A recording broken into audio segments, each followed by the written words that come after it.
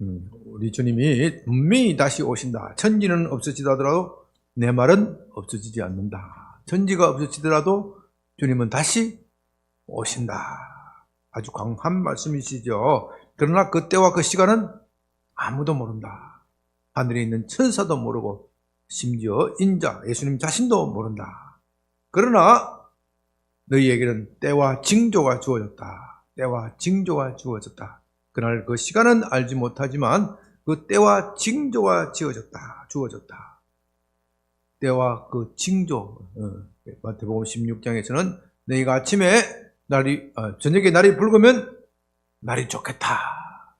또 아침에 날이 붉고 꾸주면 오늘 날이 비가 오겠다.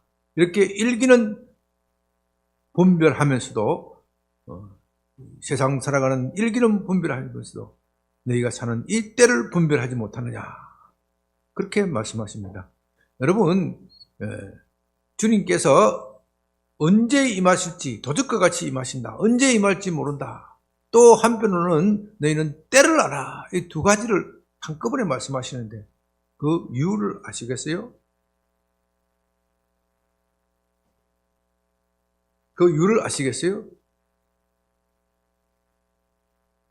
깨어있기 위해서죠. 깨어있기 위해서. 그 이유가 무엇이냐? 좀 더 그 이유를 살펴보면 그 이유를 두 가지를 말씀하시는 이유는 그 때를 알면 어떻게 할까요? 그 때와 그 시간을 알면 어떻게 할까요? 예? 나태해져요? 네. 나태해지다가 그때 10분 전에 응? 응? 10분 전에 정신 바짝 차리면 10분은 그래도 사람이 체면이 있으니까 1시간 전 그래도 뭐 사람이 양심이 있으니까 한 일주일 전 그때만 정신 바짝 차리면 되겠죠. 그러면 그것이 하나님을 사랑하는 것입니까? 안 하는 것입니까? 안 하는 것이죠. 이 말씀은 다른 말로 하면은 변함없이 하나님을 사랑하라. 변함없이 하나님을 사랑하라. 그때와 그 시간을 모르는 것을 감추어 준 이유는 변함없이 사랑하라는 겁니다. 변함없이 사랑하라. 변함없이 사랑하라. 하나님을 사랑하지 않고 구원을 받으려고 하는 사람은 그 때와 그 시간을 알려고 노력을 합니다. 그 때와 그 시간을 알려고 노력합니다. 오늘날도 마찬가지입니다. 성경을 볼 때 주님께서 언제 임하실지 그 때와 그 시간을 알기 위해서 성경을 연구하는 사람이 참으로 많아요. 이런 사람들은 결국 사탄의 밥이 되는 거예요. 이단의 밥이 되는 거예요. 그 때와 그 시간은 내가 제일 잘한다. 양변교회에서 가르치지 않는 교훈을 듣고서 설교를 듣고서 양변교회 목사님의 설교가 시시한데 여기에 가니까 그 때와 그 시간을 비유 풀듯이 탁탁탁탁 풀어. 여기가 제대로 된 거다. 이렇게 착각을 하는 거예요. 착각을 하는 거예요. 주님께서 그 때와 그 시간을 모른다고 하는 말씀의 비밀 속에 있는 말은 너희는 변함없이 주님을 사랑해야 한다. 변함없이 주님을 사랑하면은 너희 주가 언제 오시더라도 상관이 있다 없다? 상관이 없는 거예요. 변함없이 주님을 사랑하면은 상관이 없습니다. 오늘 본문 42절에서 그러므로 깨어있으라. 깨어있으라. 그렇게 말씀하셨는데 깨어있으라는 말의 의미를 이제 여러분들이 짐작하실 수 있겠습니까? 깨어있으라는 말은 변함없이 주님을 사랑하라. 깨어있으라는 말은 24시간 잠도 안 자고 눈을 부릅뜨고 주님을 기대하고 기다리라. 그런 뜻이 아니에요. 사람이 어떻게 그렇게 살 수 있겠습니까?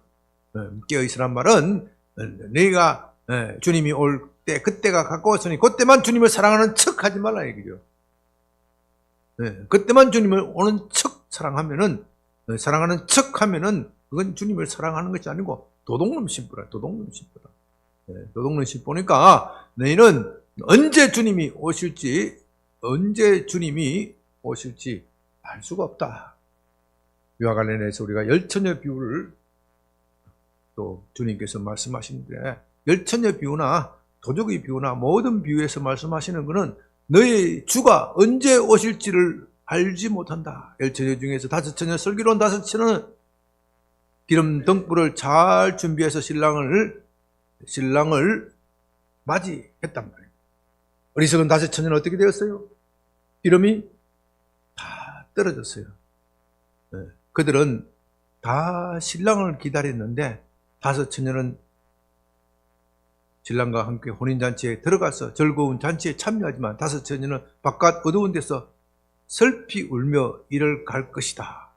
이 다섯 처녀와 열 처녀, 슬기로운 처녀와 어리석은 처녀의 차이가 무엇입니까? 비유에서는 기름 준비를 넉넉히 한 처녀, 기름 준비를 넉넉히 하지 못한 처녀, 이렇게 차이 나지만은요, 그 비유가 말하는 핵심 요지는 변함없이 주님을 사랑하라는 거예요. 어떤 사람은 그 비유를 너무 해석을 오버 해석을 해서 그 비유가 성령이다, 성령을 늘 채워야 된다, 예수님 기다리다가 성령이 떨어지면 못 만난다, 그렇게 해석하는 사람이 있어요. 그 비유에서 그 말 자체가 틀렸다는 말은 아닌데 그 비유에서 말하는 핵심적인 것은 아니에요. 슬기로운 다섯 처녀가, 이 어리석은 다섯 처녀가 왜 기름이 등불을 떨어졌습니까? 자기 생각에, 자기 계산에 주님이 요때쯤 올 것이다, 거기에 포커스를 맞춘 거예요. 주님이 요때쯤 올 것이다. 그러니까 기름이 요것만 있으면 충분할 것이다, 그렇게 생각을 했기 때문에 실패를 한 거예요. 주님이 오시고 말고는 누가 결정하는 겁니까? 주님이 결정하는 거예요. 주님이 결정하는 거예요. 그 결정권은 처녀에게 달려있는 것이 아니에요. 슬기로운 처녀는 주님이 언제 오실지 모르니까 기름 준비를 이 밤이 닿도록 주님을 맞이할 준비를 하겠다. 언제든지 오시더라도 나는 주님을 맞이할 준비를 하겠다. 그것은요, 깨어있는 사람만 그렇게 할 수 있는 겁니다. 깨어있는 사람만 그렇게 할 수 있는 거예요. 그러므로 깨어있다는 말은 눈을 부릅뜨고 맨날 교회에 모여서 기도하고 맨날 기도원 가서 기도하고 산기도하고 그렇게 하라는 뜻이 아니에요. 변함없이 주님을 사랑하라는 겁니다. 여러분 보십시오. 이 말씀이 40절에 보십시오. 그때 두 사람이 밭에 있음에 한 사람은 데려가고 한 사람은 버려둠을 당한다 그랬죠. 40절에 그때 두 사람이 밭에 있음에 한 사람은 데려가고 한 사람은 버려둠을 당한다. 두 사람이 어디에 있었어요? 밭에 있었어요. 교회에 있는 사람만 데려감을 당하고 밭에 있는 사람은 버림을 받았다, 이게 아니에요. 두 사람이 어디에 있었어요? 밭에 있었어요. 밭에서 뭐 했겠어요? 농사를 열심히 하는 거예요. 두 사람 다 열심히 하는 거예요. 또 41절에는 뭐라 그래요? 두 여자가 맷돌질을 하고 있음에 한 사람은 데려가고 한 사람은 버림을 당할 것이다. 이 밭에 있는 사람은 주로 남자겠죠. 맷돌질하는 사람은 여자겠죠. 그러니까 두 사람 다 자기 생업에 열심히 하는 거예요. 외형적으로 보면 다 똑같아. 외형적으로 보면 다 똑같은 사람인데 한쪽은 데려감을 당하고 한쪽은 버려둠을 당한다. 그 차이가 무엇입니까? 42절에 그 차이는 42절에 한쪽에 그걸 뭐라 그래요? 그 차이를 한 사람은 깨어있는 사람이고, 야, 최호진 사님 이제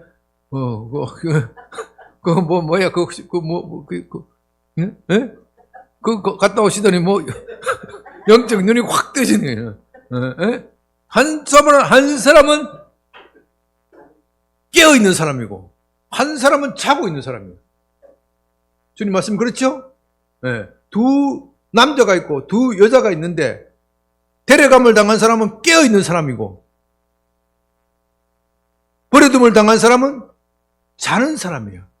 아니, 어떻게 똑같이 반일하고 어떻게 똑같이 부엌 일을 하는데 한 사람은 깨어있다고 그러고 한 사람은 자고 있다고 그러래요.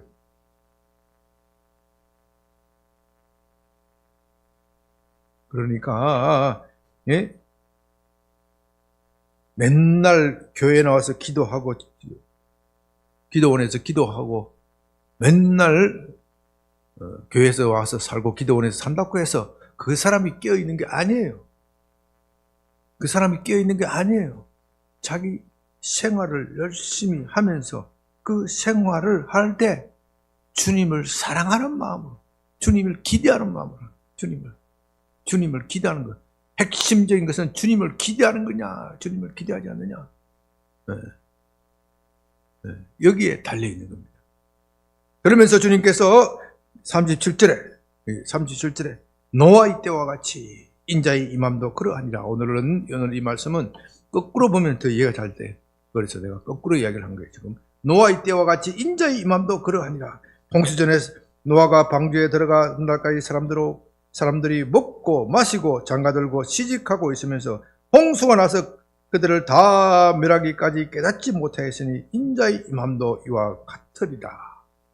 그러면 이 말씀을 보면은 그 뒤에 말씀을 생각하지 않으면은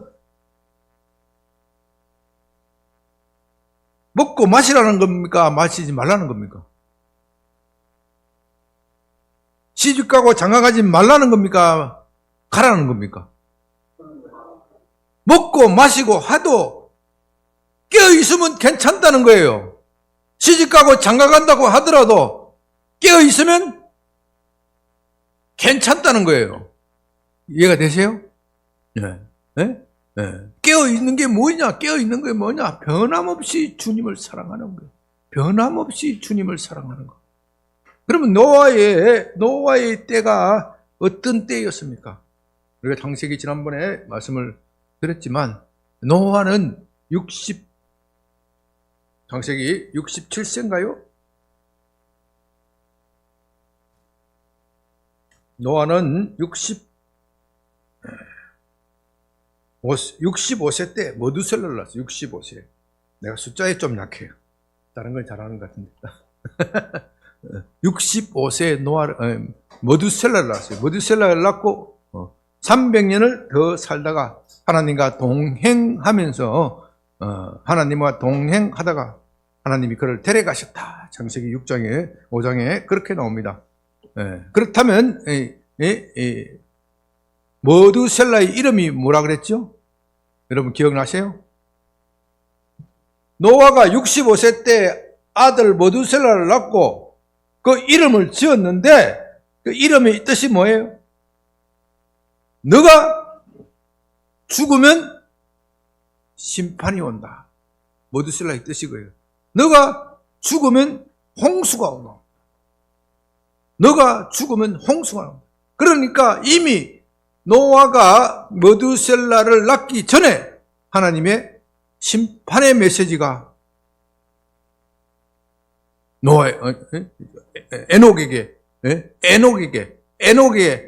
에녹이 65세 때 머두셀라를 낳았는데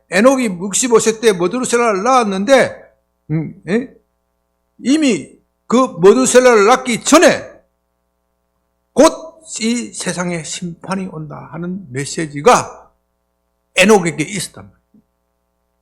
그리고 그 에녹은 그 심판의 메시지를 300년 동안 사람들에게 전했단 말입니다. 그 전도자의 삶을 사는 것이 너무 힘들고 어렵고 피곤하니까 하나님께서 노아를 불쌍히 여기시고 그를 그대로 살아있는 사람 그대로 데려가신 거예요. 그를 긍휼히 여기시고 데려가신 거예요. 그러면 머두셀라를 몇 살까지 살았어요? 969세. 구약성경에서 가장 오래 산 사람. 그러니까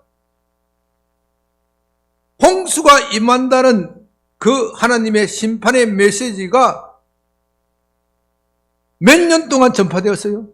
최소한 몇 년? 머두셀라를 낳았을 때부터 죽을 때까지. 머두셀라가 죽던 그날에, 죽던 그 해에 홍수의 심판이 임했단 말입니다. 그의 이름 그대로 너가 죽으면 홍수가 임한다. 그 이름 그대로 머두셀라가 죽던 그 해에 홍수의 심판이 임했단 말이에요. 그러면 이 하나님의 경고, 심판의 메시지가 몇 년 동안 있었어요? 969년. 최소한 969년 동안 하나님께서 심판이 임한다는 메시지를 그 시대 사람들에게 전하신 겁니다. 그렇다면 깨어있다 그러면은 하루 이틀 뭐 일주일 깨어있는 것도 아니고 969세 사이 969년이나 어떻게 잠도 안 자고 깨어있는 겁니까? 그러니까 이거는 물리적으로 깨어있는 그것을 말하는 것이 아니고 영적으로 깨어있는 거, 변함없이 주님을 사랑하는 거, 주님께서 세상에 물로 심판하신다 그렇게 말씀하시면은 그 메시지를, 주님의 메시지를 세상 사람들에게 그대로 전달하는 것, 그것이 곧 주님을 사랑하는 것이죠. 그것이 곧 주님을 사랑하는 것이죠. 주님께서 곧 세상에 심판이 임하신다고 그러는데, 나는 상관이 없어. 나는 상관이 없어. 나는 내 행복을 살 거야. 이 맑은 하늘에 무슨 통수가 임한다는 말인가? 여러분, 이거 심판이 임한다는 메시지가 노아에게 임하서 노아가 몇 년 동안 방주를 지었어요? 몇 년 동안 방주를 지었어요? 100년 동안 방주를 지었잖아요. 그 방주를 짓는 것을 보고 사람들이 뭐라 그랬겠어요? 미쳤다 그래요. 이 맑은 하늘에 무슨 배를 짓느냐? 그 배를 또 어디다 지어요? 항구에다 짓는 것이 아니고 산에다 아이고 그 산에다가 테마파크를 만드는 것도 아니고, 네? 도대체 뭔 짓을 하고 있는 거야? 그 배 만드는데 얼마나 많은 돈이 들었겠어요? 전 재산을 거기다 투입을 하는 겁니다. 지금도 그만한 배를 만들려면 어마어마한 돈이 들 거예요. 당대의 최고의 기술을 다 동원해서 지었을 겁니다. 그 많은 동물들이 함께 들어갈 배를 짓는다는 것은 그건 쉬운 것이 아니죠. 그러나 노아는 하나님을 사랑하였기 때문에 하나님이 심판이 임한다 그렇게 말씀하시면 그대로 믿는 겁니다. 그대로 믿어서 그 하나님의 심판의 메시지를 그대로 전달하는 겁니다. 그래, 참 안타까운 일은요, 그렇게 전도해도 몇 사람 구했을까요? 몇 사람 구했어요? 예? 겨우 자기 마누라, 자기 세 아들, 며느리, 8가정밖에 못 구해. 노아의 때가 그러하다는 말은요, 세상이 그렇게 악하다 이 말도 포함되어 있어요. 세상이 그렇게 악하다. 너희가 그렇게 복음을 전해도 세상이 듣지 않을 것이다. 그러나 너희는 실망하지 마라. 반드시 때가 되면 내가 세상을 심판할 것이다. 그래도 감사한 것은요, 노아의 때는 하나님이 아직 성령을 보내시지 않았어요. 노아의 때는 하나님께서 이미 성령을 이 땅에서 철수하시대요. 성령을 이 땅에 철수했어요. 세상이 너무 악해서 성령을 철수하셨기 때문에 노아가 너무 힘든 거예요. 복음을 전해도 겨우 자기 가족만 구할 수 있을 정도이지만은, 그러나 그리스도께서 오시고 나서 십자가의 대속적인 죽음을 하시고 나서 그의 성령을 우리에게 보내주셨어요. 그렇기 때문에 우리는 노아보다도 훨씬 더 유리한 입장에 놓여 있는, 성령께서는 세상 끝날까지 우리와 동행하시겠다. 그러니 우리로서는 얼마나 다행스러운 일입니까? 노아의 때와 같이 인자의 임함도 그러하다. 사람들은 노아의 때에 이 마른 하늘에 무슨 비가 내리느냐? 노아 저 미친 사람이다. 하나님을 믿어도 적당히 믿어야지.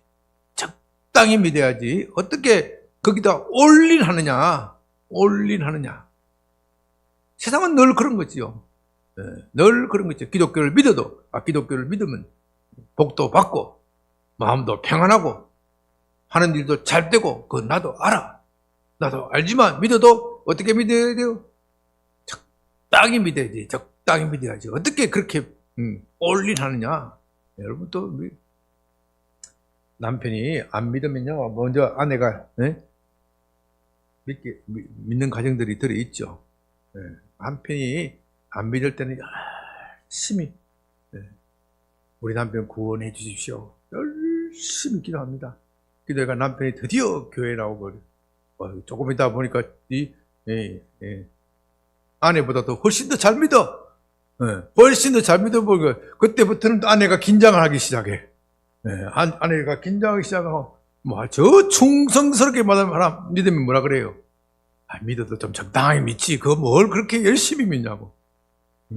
나중에 은혜 받고 정말로 결단해서 목사가 되겠다, 신학교 가겠다 하면 어떻게 돼요? 어떻게 돼요?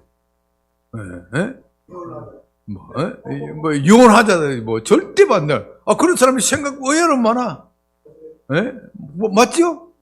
믿어도 적당히 믿어야지. 적당히 믿어야지. 저 인간은, 안 믿을 때 말이지, 술 먹고 담배 피우고 바람 피우고 이렇게 했었더니 그래서 예수 믿게 된 건 좋았는데, 믿어도 적당히 믿어야지.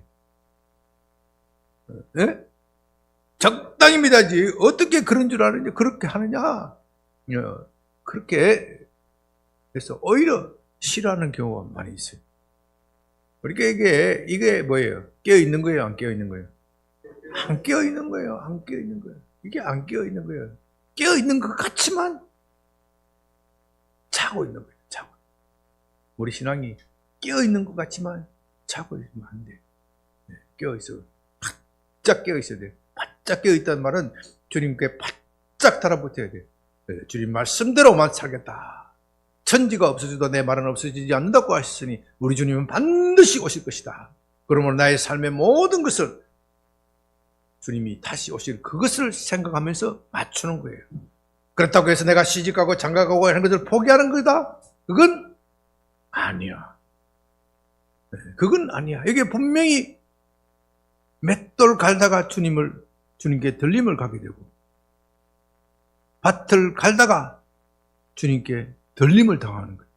데려감을 당하는 거다. 내 일상생활을 더욱더 열심히 하는 거예요. 더욱더 열심히 하지만 거기에 몰입되지 않는 거예요. 거기에 몰입되지 않는 거예요. 내 이 세상적인 성공 가치에 몰입되지 않는 거예요. 이게 어려운 거예요. 차라리 그런 것에서 다 벗어나서 신학교를 가라, 목사가 되라 했으면 더 좋았겠는데 그게 아니야.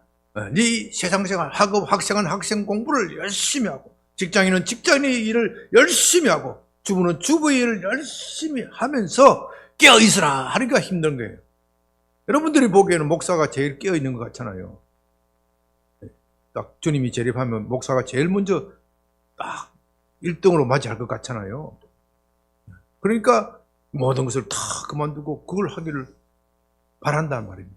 그런데 여기에 말씀에 보면 우리 주님 말씀에 목사가 먼저 데려간다는 말이 없어. 네?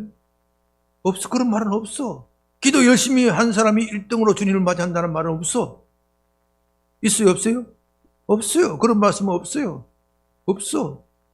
우리 김병숙 목사님 항상 그래요. 몸이 골골하면 아이고 내가 주님 맞을 준비가 안 됐는데 주님 맞을 준비가 뭔데요? 기도 많이 해야 된대. 기도 많이 한다고 준비되는 게 아니에요. 네? 기도 많이 한다고 준비되는 게 아니고 네.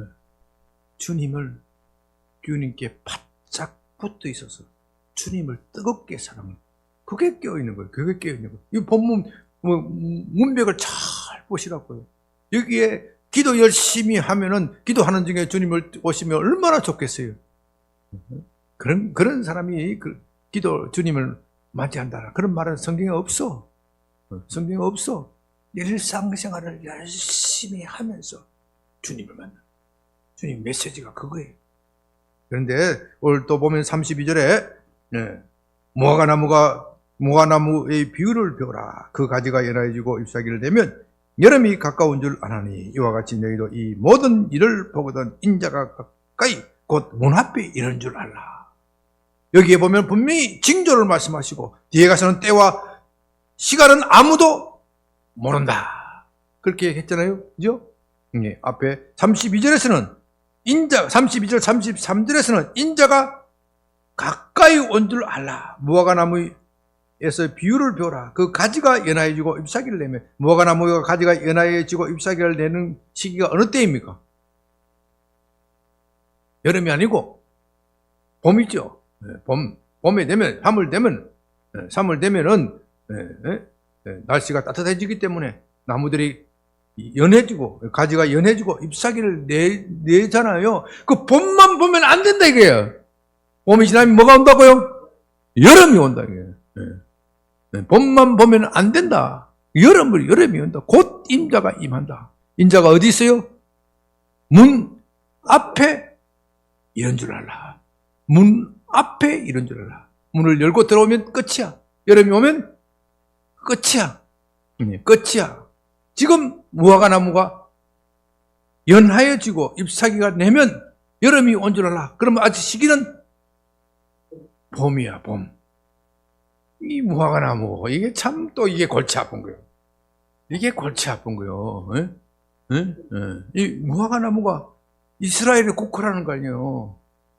이스라엘을 상징한다는 거예요. 이게 꼭 골치, 이걸 또 해석을 타고 골치 아픈 거예요. 아니, 이스라엘이 1948년에 독립이 되었잖아요. 1948년에 오전 말씀드렸죠?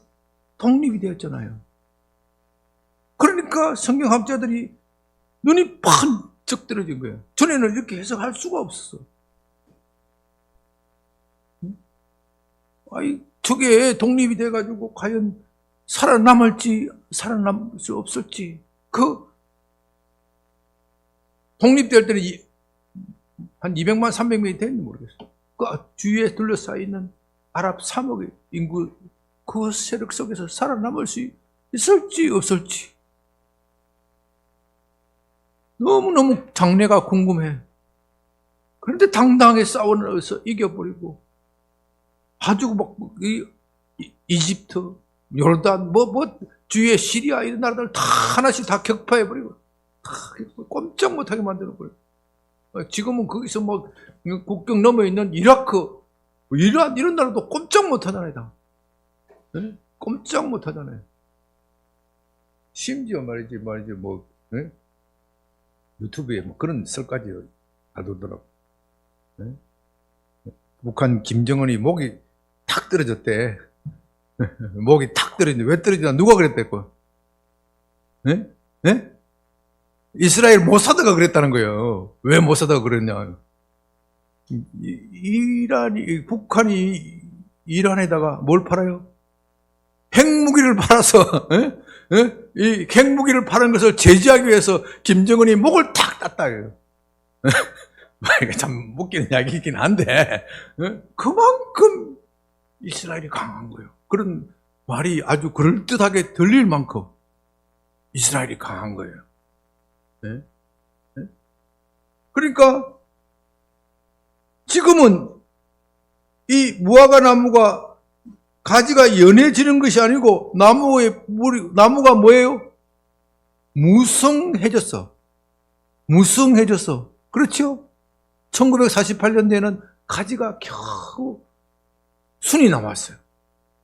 순이 나왔는데 지금은 80년 가까이 지난 지금에 와서는 잎사귀가 어떻게 해요? 무성해졌어. 지금은 이스라엘과 아랍이 싸우면 이스라엘이 진다고 생각하는 사람은 거의 없어. 이 아랍 사람 외에는 없어. 이해가 되세요? 그만큼 이스라엘이 강성해졌고 그만큼 주님이 오실 때가 가까워졌다. 그러므로 너희는 깨어서 기도하라. 전에도 우리가 주님을 사랑해야지만 때가 더 가까웠으니 더욱더 주님을 사랑하라. 그런 메시지로 받아들여야 합니다. 그 이후로 그러면 그 43절 이후에 너희도 안 한 바니 집 주인이 도둑이 어느 시간에 올 줄 알았더라면 깨어 있어 그 집을 뚫지 못하게 하였으리라. 그러므로 너희도 준비하고 있으라. 생각하지 않는 때에 인자가 오리라. 생각하지 않는 때에 인자가 오리라. 생각하는 때에 오는 올 것이다 생각하면 이건 무슨 진보가 된다고요? 미련한 신보가 되는 거예요. 생각하지 않을 때 인자가 예수님이 다시 오시니까 내가 변함없이 주님을 사랑하는 겁니다. 충성되고 지혜로운 종이 되어 주인에게 그 집 사람들을 맡아 때를 따라 양식을 나누어 줄 자가 누구냐? 주인이 올 때 그 종이 이렇게 하는 것을 보면 그 종이 복이 있으리로다. 내가 진실로 너희에게 이르노니 주인이 그의 모든 소유를 그에게 맡기리라. 만일 그 악한 종이 마음에 생각하여 이르기를 주인이 더디 오리라 하여 동료를 때리며 실친구와 더불어 먹고 마시게 되면 생각하지 않는 날에 알지 못하는 시각에 그 종의 주인이 이르러 엄히 때리고 외식하는 자가 받는 벌에 처하리니 거기서 슬피 울며 이를 갈리라. 이제 여러분들이 이 전체의 말씀의 문맥이 이해가 되십니까? 이 어리석은 사람, 이 악한 종, 이 악한 종은 주인이 언제 올지 그 때를 맞춰서 그 때를 알려고 노력을 해. 그 때가 오기 전에는 뭐예요? 그 집주인의 제사를 가지고 자기 마음대로 허랑방탕하게 쓰고 집주인이 오실 그 시간 그때 한 일주일 정도 앞에 성수도 다 하고 종들에게 인심도 팍팍 써가면서 주인이 오면 절대 너 때렸다 소리 하지 마라. 절대 내 친구들하고 잔치 벌였다 소리 하지 마라. 입단속도 하고. 그렇게 하고 악한 생각이, 그건 뭐예요? 외식하는 자. 외식하는 자예요, 외식하는 자. 그러나 착하고 충성된 종은 언제 주님이 오실지 몰라. 그거 언제 오신다, 그게 중요한 것이 아니고, 주님께서 주인이 내게 이런 일을 맡겨주시는 것이 감격스럽고 황홀해. 그래서 주인이 맡겨주신 일은 내 한 목숨 다 바쳐서 거기에 올인하리라. 그게 착하고 충성된 종이에요. 언제 오는데 그 관심이 없어. 오직 그 관심은 주님을 사랑하고 우리 주님은 반드시 오실 것이야. 믿음이 있는 거예요. 믿음. 그래서 깨어있는다는 말은 변함없이 주님을 사랑하는 거예요. 변함없이 주님을 사랑하는 거예요. 변함없이 주님을 사랑하면 주님이 언제 어느 때 오시도 아무 문제가 안 되는 거예요. 사랑하는 여러분, 오늘 우리 시대는 정말 사람을 잠재우는 시대입니다. 잠재우는 시대. 사람을 잠재우는 시대. 우리 시대는 정말 경쟁이 치열하고, 직장에서도 경쟁이 치열하고, 학교에서도 경쟁이 치열하고, 우리 재찬이를 보니까 결혼하는데도 경쟁이 치열하더라고. 이 경쟁에 몰입이 되면요, 잠자기가 쉬운 거예요. 잠자기가 쉬운 거예요. 깨어있으라는 말은요, 이 경쟁이 치열한 세상 속에서도 주님과의 관계 속에서 생각하는 거, 훈련하는 거예요. 그렇게 사는 거예요. 내가 시험에 공부를 못해서 꼴찌가 되는 것도 주님과의 관계성 속에서 하는 것이고, 또 열심히 해서 1등이 되는 것도 주님과의 관계성 속에서 하는 거예요. 꼴찌가 되면 주님이 창피하잖아요. 예수 믿는 사람이 창피해서 되겠느냐. 그래 열심히 공부합니다.